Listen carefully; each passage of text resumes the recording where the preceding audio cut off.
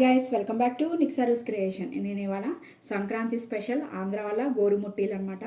ఇవి గోదావరి జిల్లాల్లో అట్లా బాగా దొరుకుతాయి. చాలా ఫేమస్ కూడా. సంక్రాంతికి కంపల్సరీ వండుకుంటారు. ఒక చెక్కతో చేస్తారు, కానీ నా దగ్గర అలాంటిది ఏం లేదు. సో నేను ఒక దువ్విన కొత్త కోంబు యూస్ చేసి చేస్తున్నాను అనమాట. చాలా పర్ఫెక్ట్గా వచ్చాయి. సో ఇది ఎలా తయారు చేసుకోవాలన్నది ఇప్పుడు మనం ప్రాసెస్లోకి వెళ్ళిపోదాం. ఒక మిక్సింగ్ బౌల్ తీసుకున్నాం. అందులో నేను 2 కప్స్ మైదా తీసుకుంటున్నాను అనమాట.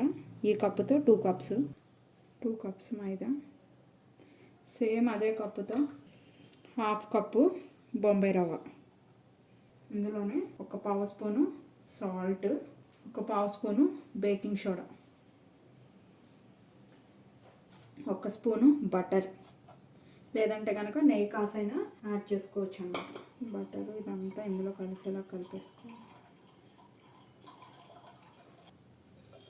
మొత్తం మైదా, బొంబాయి రవ్వ అన్నీ, బటరు అన్నీ కలిసేలాగా ఈ విధంగా కలిపేసుకోవాలి. ఇప్పుడు కొంచెం కొంచెం వాటర్ యాడ్ చేసుకుంటా మన చపాతీల పిండి టైప్లో కలుపుకోవాలి.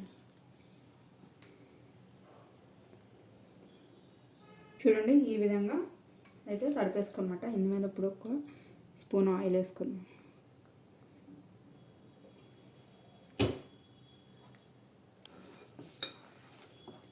మళ్ళీ ఒకసారి మగ్గం చేసుకొని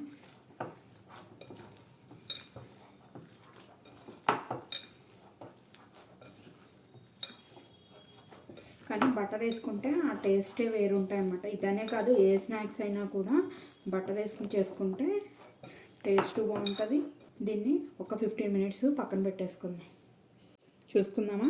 హాఫ్ అన్ అవర్ తర్వాత చూడండి, చక్కగా ఇలా పొంగినట్టు అయిందన్నమాట. ఇప్పుడు మూత తీసేసుకొని ఇప్పుడు మనం డీప్ ఫ్రైకి సరిపడా ఆయిల్ కూడా పెట్టేసుకుందాం. గ్యాస్ ఆన్ చేసేసుకుంటున్నాను. డీప్ ఫ్రైకి సరిపడా ఆయిల్ అయితే పోసేసుకుందాం.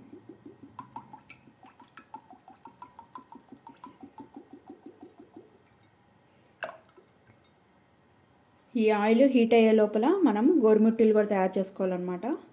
పిండిని ఒకసారి మళ్ళీ కలిపేసుకుందాం. మొత్తం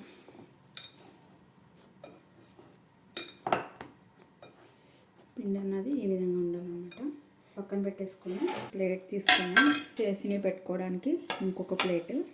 నేను ఇవి చేసుకోవడానికి అని చెప్పి కొత్తది కోంబు కొన్నాను అనమాట. చాలామంది యంగ్స్టర్స్కి వాళ్ళకి ఇవి ఎలా చేయాలో రాదనమాట. సో వాళ్ళందరికీ ఈజీ ప్రాసెస్లో చేసుకోవడానికి పళ్ళు అయితే కనుక ఈ టీత్ అన్నవి ఇంత గ్యాప్తో ఉండాలన్నమాట. ఇప్పుడు ఇంత పిండి తీసుకోవాలి, ఎక్కువ తీసుకోకూడదు. తీసుకొని దీన్ని ఇలా కొంచెం ఓవెల్ షేప్లో ఇలా బారుగా చేసుకోవాలి. తీసుకొని దీని మీద పెట్టుకోవాలన్నమాట.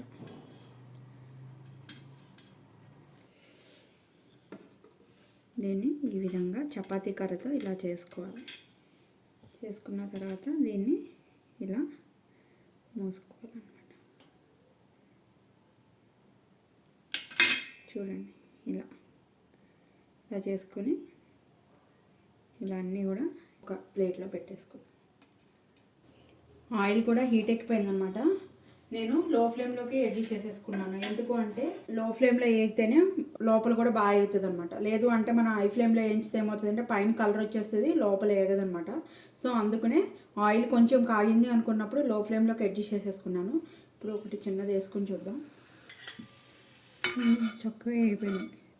తీసి పక్కన పెట్టేసుకొని దేవుడికి వాటర్ తీసేసుకున్నాం.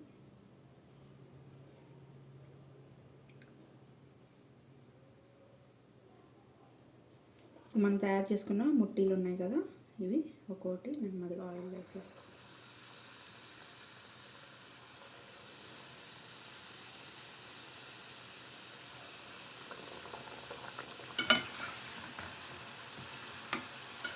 డిజైన్ కూడా చాలా బాగా వచ్చింది చూడండి. బ్యాక్ సైడ్ హ్యాండ్తో చేస్తే ఎలా వస్తాయో అలాగే వచ్చాయి.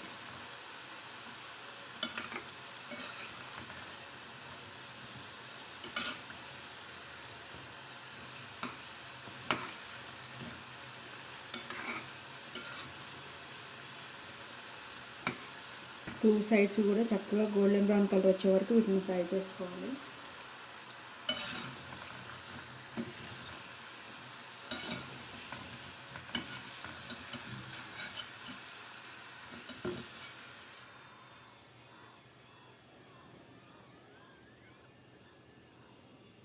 ఈ విధంగా అన్నీ కూడా ఫ్రై చేసేసుకోవాలి.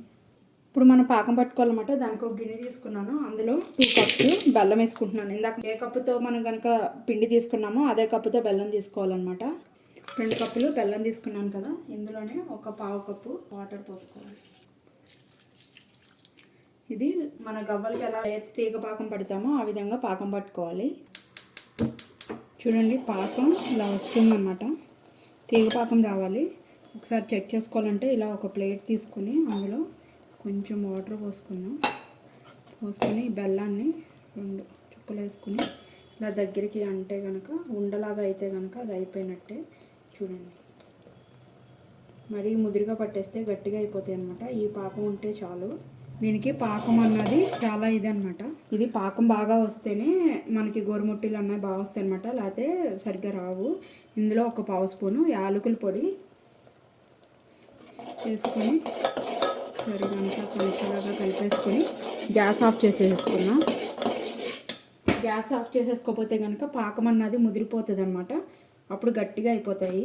ఇప్పుడు ఇందులోని ఒక 2 స్పూన్స్ నువ్వులు కూడా యాడ్ చేస్తున్నాను, బాగుంటాయి అన్నమాట నువ్వులు యాడ్ చేసుకుంటే. ఇందులోనే ఒక స్పూను నెయ్యి కూడా యాడ్ చేసుకున్నాం.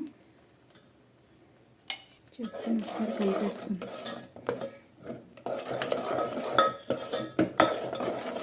మనం చేసుకున్న గోరుముట్టీలు ఉన్నాయి కదా, అవన్నీ కూడా ఇందులో యాడ్ చేసేసుకోవాలి.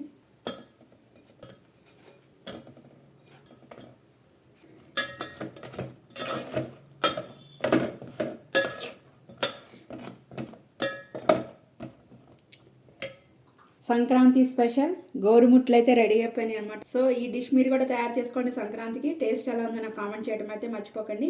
మీరు కనుక ఫస్ట్ టైం నా ఛానల్ చూస్తున్నట్టయితే సబ్స్క్రైబ్ చేసుకోండి. ఇలాంటి మరికొత్త వీడియోస్ కోసం బెల్ బటన్ ప్రెస్ చేయడం అయితే మర్చిపోకండి. ఈ వీడియోని మీ ఫ్రెండ్స్ అండ్ ఫ్యామిలీ మెంబర్స్కి కూడా షేర్ చేయండి. Thank you guys.